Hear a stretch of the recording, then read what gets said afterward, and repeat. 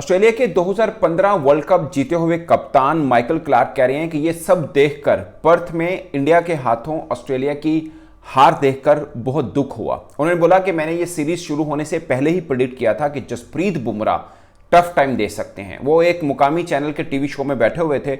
उन्होंने बोला कि he balls fast straight and full, you miss I hit, और ये कर दिखाया उन्होंने। फिर उन्होंने बोला कि ऑस्ट्रेलियन कंडीशन में कैसे बॉलिंग करनी है, शायद बुमराह ने ऑस्ट्रेलियाई बॉलर्स को ये बता दिया है कि अपनी ही आपकी कंडीशन है ये और इस पर बॉल कैसे करनी है। फिर उन्होंने मानस लबेशाइन को सख्त तनकीद का निशाना बनाया। उन्होंने बोला कि आप कैसे एक सीधी बॉल को बगैर खेल रहे हो और एलबीडब्ल्यू हो रहे हो, और ये स्ट्रेंथ थी कभी मतलब ऑस्ट्रेलिया टीम की, और लबेशाइन इस तरह से के बेबस नजर आए। उन्होंने बोला कि हमें एतराफ़ करना चाहिए कि बुमराह को ऑस्ट्रेलियाई बल्लेबाज नहीं खेल पाए और ऐसा लगा कि जैसे वो थके हुए हैं। ये कौन कह रहा है? माइकल क्लार्क कह रहा है, जो कि ऑस्ट्रेलिया टीम 2015 वर्ल्ड कप जीती हुई टीम का कप्तान रहा हुआ है।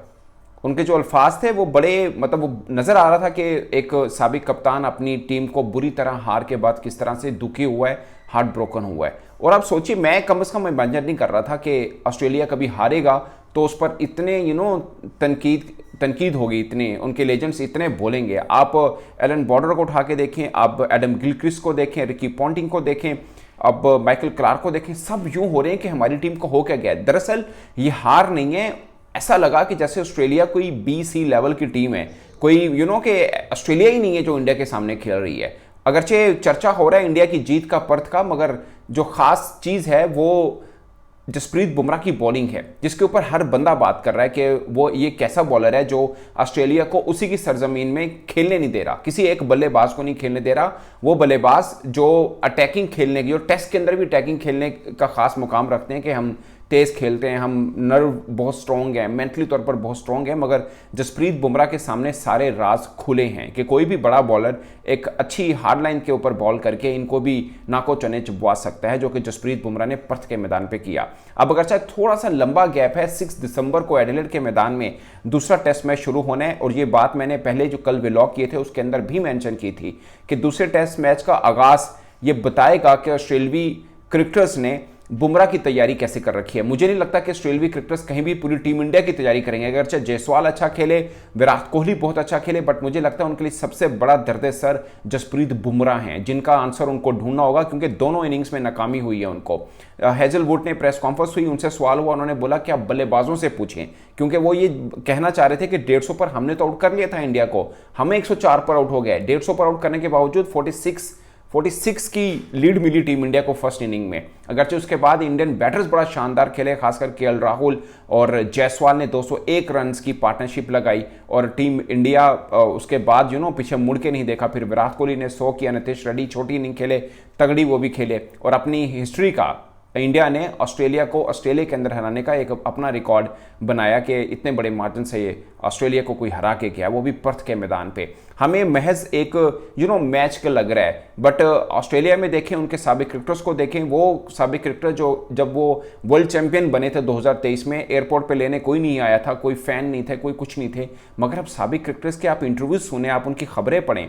मैंने माइकल क्लार्क का ये छोटा सा चंक देखा और मैं हैरान हो गया कि एक हार को लेकर इतने ये हो चुके हुए हैं। उसने यहां तक कह दिया, उसने बोला कि ये बात माननी पड़ेगी कि जसप्रीत बुमराह को खेलने के काबिल नहीं है ऑस्ट्रेलियाई, ऐसा लगा कि वो खेलने के काबिल नहीं है। ये अल्फाज है उन्हें, इट लुक्स लाइक उसने बोला कि we can't play Jasprit Bumrah. ये उसके अल्फाज हैं एग्जैक्टली इंग्लिश में जो उसने बोले हैं कि हम खेल ही नहीं पाए। और उसने फिर बोला कि जसप्रीत बुमराह ने बताया ऑस्ट्रेलियाई बॉलर्स को कि आपकी इस सरजमीन पे दरअसल बॉलिंग करनी कैसे है, और फिर ये बोल रहे हैं कि मैंने पहले प्रेडिक्ट किया था कि जसप्रीत बुमराह टफ टाइम दे सकते हैं, जो उसने कर दिखाया। अब एडिलेड की खूबी ये है कि ये थोड़ा सा स्लो पिच, मतलब उस तरह का बाउंसी ट्रैक नहीं माना जाता, एक ओवल शेप क्रिकेट ग्राउंड है। यहाँ पर विराट कोहली का अच्छा रिकॉर्ड है, एशियन टीमें थोड़ा बेहतर यहाँ पर खेलती हैं, अगरचे पाकिस्तान का वनडे रिकॉर्ड कुछ ज़्यादा अच्छा नहीं था, बट पाकिस्तान ने वनडे मैच यहाँ पर जीता था। पॉइंट इज के अब यहाँ पर ऑस्ट्रेलियाई क्रिकेटर्स को के अब फाइट बैक करनी है। ये पैट कमिंस की अपने प्रेजेंटेशन में टॉक सुनी होगी, बाद में प्रेस कॉन्फ्रेंस में भी वो बोले, उन्होंने बोला कि हम नंबर 1 टीम है और हम ऐसे कई बार वापस मुड़ के आए हैं। अगरचे 1986 के बाद बहुत कम हुआ है ऑस्ट्रेलिया अपना पहला टेस्ट मैच हारे और फिर वो जीत दिखाए, इसके बाद कभी ऐसा हो नहीं पाया। वैसे भी ओवरऑल उनकी टेस्ट क्रिकेट की हिस्ट्री में सिर्फ 4 बार ऐसा हुआ है कि वो पहला टेस्ट मैच हारे हों और फिर वो टेस्ट सीरीज जीते हों, मगर कम बैक करने के लिए उनको टफ के प्लानिंग करनी होगी। उन्होंने खुद बोला, उन्होंने बोला कि मैं सिलेक्टर नहीं हूँ, पैट कमिंस ने कहा कि मैं सिलेक्टर नहीं हूँ, बट हो सकता है चेंजेस हों। लेकिन 5 दिन पहले मैं सोच रहा था कि ये टीम जो हम पर्थ में उतार रहे हैं ये बेस्ट टीम है, मगर अब हमें लग रहा है कि इसमें शायद चेंजेस हों। बट उन्होंने बोला कि बहुत ज़्यादा चेंजेस की ज़रूरत नहीं है, मैं अगरचे सिलेक्टर नहीं हूँ, ये सिलेक्टर की मर्जी है कि कितनी चेंज वो लेके आता है, मगर बहुत ज़्यादा पैनिक बटन दबाने की ज़रूरत नहीं है। हम नंबर 1 हैं आज भी रैंकिंग में और हमें पलट कर वार करना आता है, और इससे पहले भी हम कई बार कर चुके हैं। ये पैट कमिंस ने किया, इसमें कोई शक नहीं है कि ऑस्ट्रेलिया इससे पहले कई बार कर चुका है, मगर इसमें भी कोई शक नहीं है कि जैसे पर्थ में गिरा ऐसे कैंगरूज कभी किसी मैदान में घिरे नहीं है, अपने मैदान में छोड़िए किसी और के मैदान में भी नहीं घिरे हैं इस तरह से। मतलब वो हारे हों, मतलब एशियन कंडीशन में आके उनके साथ बुरा ज़रूर होता है, मगर इतने बेबस नज़र नहीं आए। मैंने पहले ही बोला था जब ये न्यूजीलैंड से इंडिया हारा था कि जसप्रीत बुमराह डिफरेंस पैदा कर सकते हैं, बल्कि मैंने सिराज के बारे में, मोहम्मद सिराज के बारे में बोला था कि ये सीना कंट्री के अंदर तगड़ा बॉलर होगा। और आप देखिए नपी तुली बॉलिंग, बेसिकली दोनों टीमों के बीच में जो मेन डिफरेंस है ना बॉलिंग पर्सपेक्टिव के अंदर, वो जसप्रीत बुमराह है। आप यकीन माने यही इंडियन बैटर जो अच्छा खेलते हैं ना, इनके सामने जसप्रीत बुमराह लगा दें, ये भी आपको नजर आए कि कितनी इनकी खामियां हैं, क्योंकि वो बंदा इतनी अच्छी हार्ड लाइन हिट करता है, कोई चांस नहीं देता कहीं पर भी रन बनाने की। जिसकी T20 वर्ल्ड कप के अंदर अंडर 5 इकोनॉमी थी, वो टेस्ट के अंदर रन कैसे देगा? वो इतना कंजूस है और विकेटें भी लेता है, मतलब रन भी नहीं देता, विकेटें भी लेता है। ये बड़ी खास एक कारीगरी होती है। ऐसे नहीं है कि वसीम अकरम जैसा पाकिस्तान का लेजेंड, बल्कि दुनिया के लेजेंड क्रिकेटर्स में वो उनकी तारीफ करें कि ये बेस्ट बॉलर है, वर्ल्ड का बेस्ट बॉलर है। उन्होंने तारीफ इसलिए की,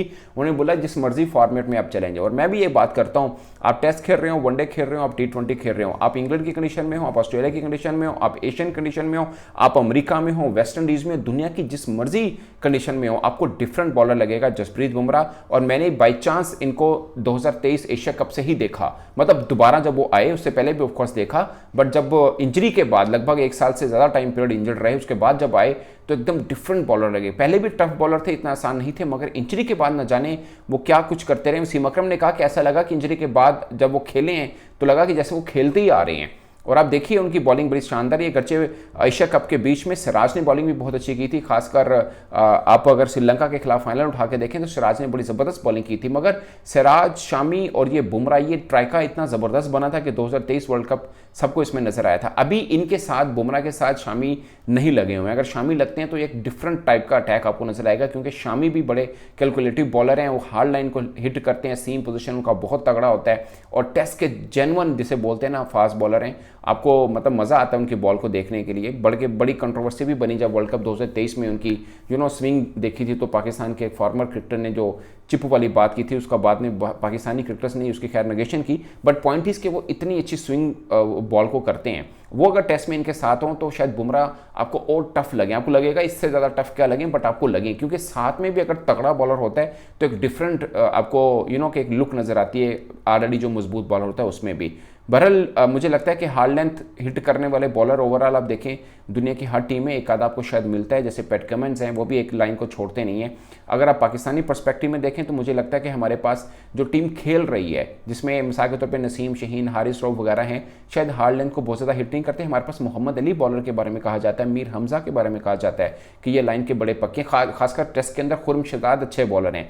और उन पर वैसे जो कप्तान है रिजवान, वो सोच रहे हैं कि उनको वाइट बॉल के अंदर भी लाया जा सकता है, जितने अच्छे वो लाइन लेंथ अच्छी रख के बनते हैं। उनको थोड़ा सा इंजरी का इशू है, अभी श्रीलंका एक के खिलाफ वो खेलें, बड़े ज़बरदस्त खेलें, बट पॉइंट इस के बुमराह इस वक्त दुनिया में किसी और के पास है नहीं।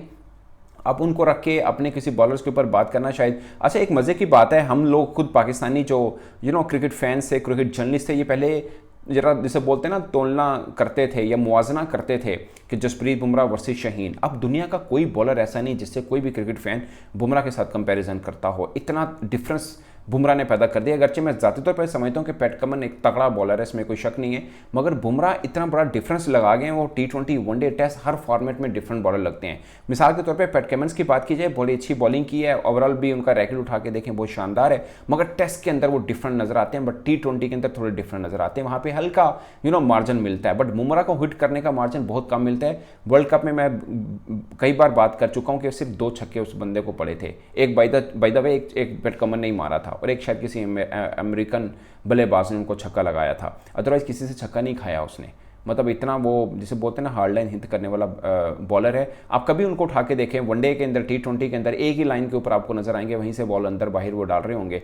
और वो बात माइकल क्लार्क की बिल्कुल ठीक है कि फास्ट है और फुल है, मतलब आपने मिस किया तो हिट हो गए, भले एलबी हुए या क्लीन बोल्ड हुए या पीछे कीपर की तरफ कैच आपने दे दिया, ये उनकी बात बिल्कुल ठीक है। तो दोस्तों फिल वक्त परेशानी है ऑस्ट्रेलियावी लेजेंड्स को भी कि हमारी टीम के साथ हो क्या रहा है। दरअसल मुझे यकीन माने हमारी टीम करती तो बहुत मज़ा आता, लेकिन फिर भी मुझे मज़ा आया कि ये कैंगरूज एशियन टीम के आगे गिरे तो सही।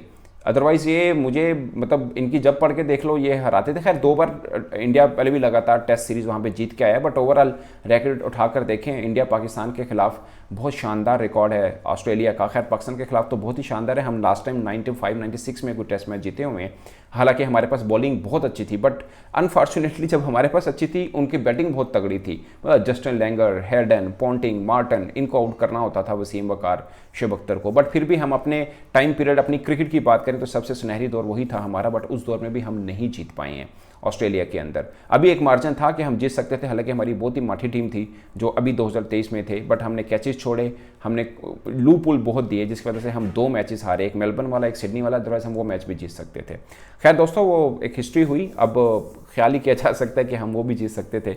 बट पॉइंट इस दफ़ा मज़ा आ रहा है एक बॉर्डर गावस्कर ट्रॉफी के अंदर। बराबर का जोड़ पहले नहीं लग रहा था, अब भी नहीं लग रहा। पहले लग रहा था ऑस्ट्रेलिया फेवरेट, अब लग रहा है इंडिया बहुत फेवरेट है। बट एडिलेड के मैदान में पहले दिन का खेल बताएगा कि किस टीम ने अब कितनी तैयारी कर रखी है। इस पर आप अपनी राय कमेंट बॉक्स में जरूर बताएगा। मेरी तरफ से इतना ही, इजाजत दीजिए, अल्लाह हाफिज़।